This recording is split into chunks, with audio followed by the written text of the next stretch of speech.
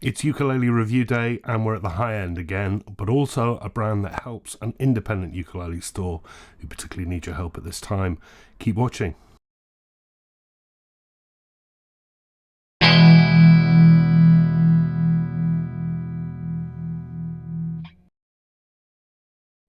Yeah, it's GotAUkulele review day. Sorry, it's a bit delayed. I was having some time with the family yesterday.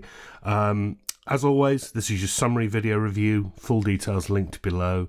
Thanks very much to those people who got on board with the Patreon last week. It really does help keep this site going more than ever now because I'm unable to earn in my day job. Gulp. Also think about subscribing to this channel. Hit the subscribe button, then the little bell symbol next to it, and you'll get notifications of videos. Okay, as I say, this is a high end, and I'm not doing it just to sort of price you out the market, but also I'm featuring it because it was sent to me by one of the independent ukulele stores, because these are carried by, amongst other places, World of Ukes in the UK, run by Matt Warnes, who's very kindly lent me this one. And there's a reason why he's lent me this one. This is the Uluru Lehua, I hope I pronounced that correctly, 3CX tenor ukulele, made from all solid Hawaiian koa. The Matt Warne connection goes a little bit further than this, just simply being a brand that he carries. Uluru are a Far Eastern Taiwanese brand, but with the brains behind them being an Australian luthier, hence the name Uluru, and they're also their parent company is Airs Guitars, also Airs Rock Uluru. And they make some pretty high-end stuff. They also make some mid-range, sort of Pono level stuff, but it's all solid stuff, very good quality. And then up at the top end, things like this. These are made by luthiers. This is not made in a factory on CNC machines. This is all carved by hand. So very high-end. The reason Matt has a connection to it is because Matt Warnes, you may know, plays in a band called the League of Ukulele Gentlemen. This is the model that he plays on stage. So this is a guy who runs a ukulele store, but also performs and needs a reliable, good sounding instrument to perform with. And this is what he chooses. So the fact that he sells it, you may say, well, of course he'd say it's great, but he plays it too. So it's giving it a certain level of credibility. The difference between this one and the one Matt plays is Matt's has got a Misi pickup, which you can buy these with. This one that I'm reviewing is just a straight up acoustic, but you could fit one.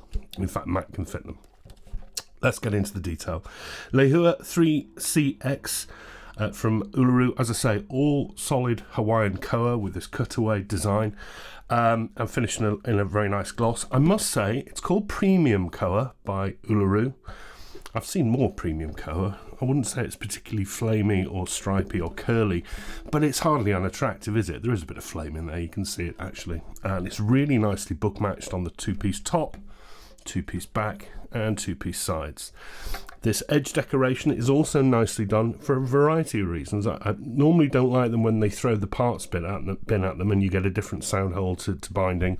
First of all, you've got this paddock, I think it is, red wood binding to the top and back. It's complemented with abalone inlay around the top edge, and that also repeats on the sound hole. It's paddock and abalone, they've not gone with the change. I like that.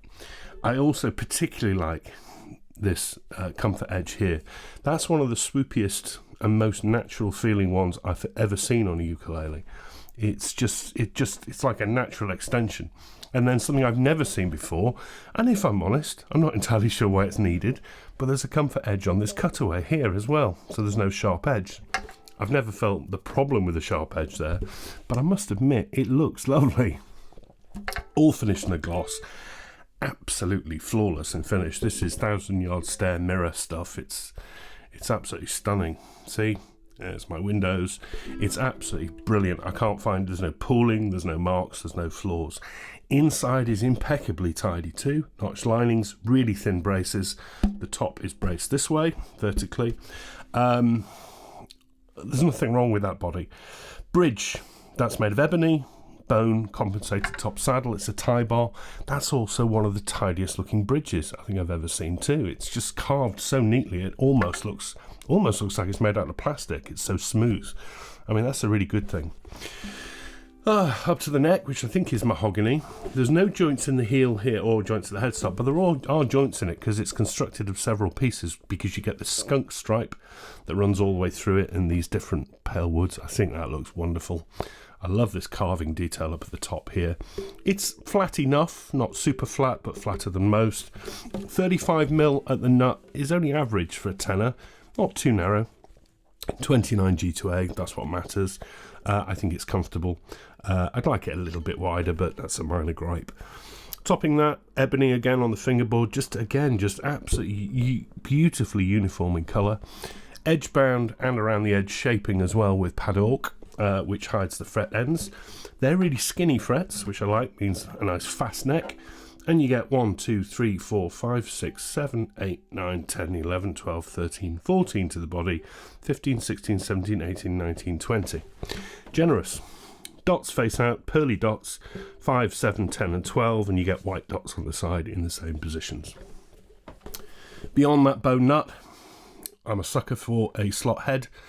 I think it's quite a plain slot head though. It's faced in Koa, but it would be nice if there was another detail, a bit of stripe that you'd see in the shaping here, because it looks quite simple. It's hardly unattractive again though, is it? The Uluru logo is a bit sort of child's cartoon for me, I find, inlaid in pearl, but it's nicely done.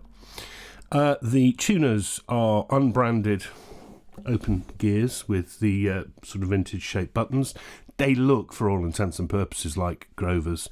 The quality of the metalwork is really, really good, and they work excellently too. Comes finished off with what matters fitted to these. If you buy one of these from World of Ukes, it comes with his brand of clear water strings. And this, which is going to be hard to show you, quite possibly the nicest gig bag I have ever seen that comes with the ukulele. That is absolutely bonkers. Wonderful. Really, really, really like that. Loads of space in there as well. And it fits it like a glove. The price. Do you know what? I should have checked this before I started because the prices do differ. So bear with me because I'm now just sort of going on to my draft post. God, this is really well planned, Baz. Really, really well planned, Baz. The price for this one in acoustic is coming in at 1149. Got there in the end. 1149. It's a serious price. It puts it at the top table with kamakas, kanaleas, entry level kamakas and kanaleas and koalohas, and it puts it alongside things like Moonbirds, which Matt Warnes also stocks, but he chooses to play one of these, and I wonder whether that tells you something. It's really nice. I can't find any flaws with the build. I like the nut a little bit wider. I don't like the Uluru logo. That's really it. But it's look how nicely balanced it is. It's wonderful. Let's tune it up. It is in tune. And let me get the video back so I can actually see you. There we are. Okay. With the strobe tuner as usual. I have been playing it this morning, so it should be okay.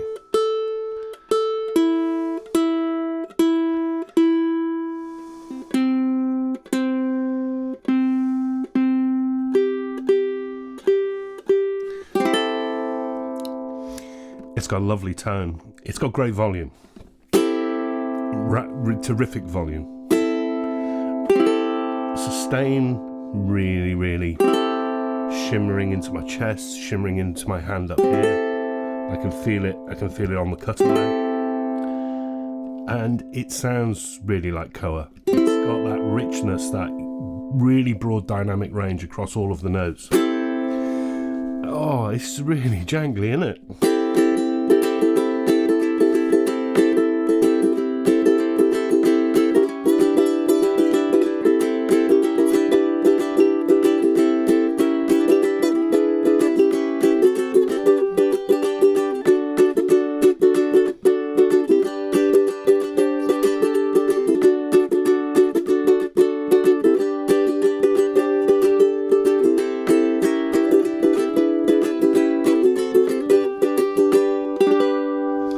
That's absolutely lovely.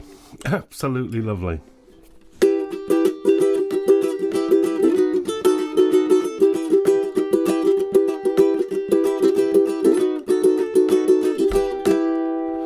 When you play the notes together in a strum like that, you're getting real complexity going. That's clever. Fingerpicked is just sublime.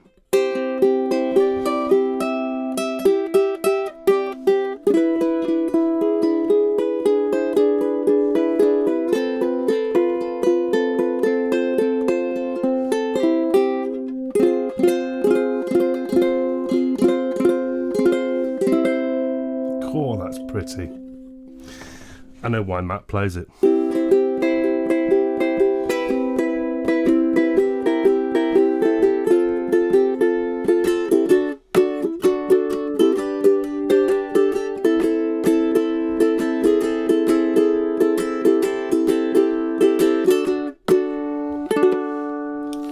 Wow. I can't find much wrong with this one. Uluru Lehua 3CX acoustic, all solid Hawaiian Koa Tenor. Yeah, it's a lot of money. I think it absolutely deserves its place on that. Whoa, focus. I think it absolutely deserves its place on that top table with those other instruments. I think if you're in the market for a Moonbird or a entry-level Kamaka, Kanalea, Koaloha, and I stress entry-level of those, you want to be looking at this as well as an alternative. I love the voice of it. I love the build quality of it. The finish is flawless.